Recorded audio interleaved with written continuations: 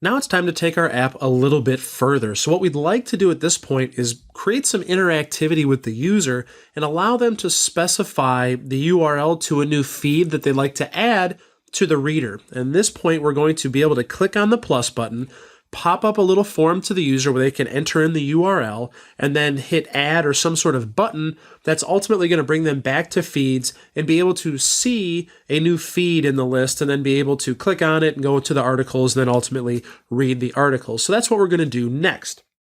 So in order to do that, we're going to have to create a new view controller for a new screen within our application so we can enter in some data for the user. So what we're going to do is we're going to open up our little right panel here, and once again, we're going to grab a new view controller. We're going to drag it out here onto the screen. Boy, that's really big. So we're going to set the size to 4" just like we have before. And actually what we'll do here is we're going to zoom out a little bit just so we can position things a little bit nicer. So now what we want to do is put a little bit of a form on here, maybe just something relatively simple. So we'll come in here and we will grab a label. And we'll put this up here in the middle somewhere and we'll say feed URL. And then once again, we'll drag that and center that just a little bit more. We're going to add a text field so they actually can enter that data in. And we'll just make it the width of the screen here.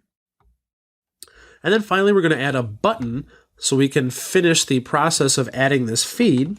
And we're just going to call this add. Or maybe we'll center that a little bit better again. So there we go. Nothing very crazy, nothing very out of the ordinary, very simple. And so ultimately we want to be able to add in a feed, the actual URL, and then hit the add button and then have it show up down here in the list. So this is going to be a couple steps to this process. So we're going to start by being able to pop up this view. And then in the next lesson, we'll talk about getting the data from the view back to our feeds.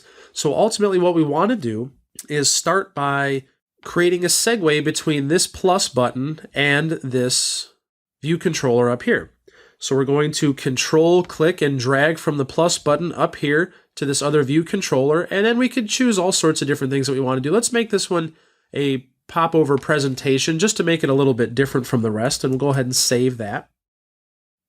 And then the next thing that we're going to want to do is actually create a subclass for this particular view controller because we're going to want to get access to the information that's typed in here. So we're going to need to be able to get at that programmatically. So we're going to need a subclass. So let's go ahead and do that now.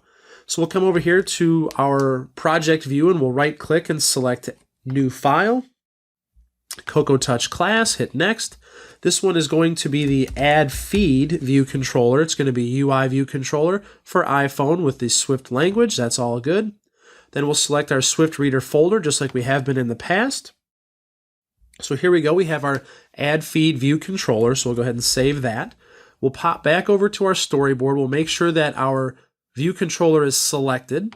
And then we'll come in here and we'll specify the class. This is the add feed view controller. So we'll go ahead and save that.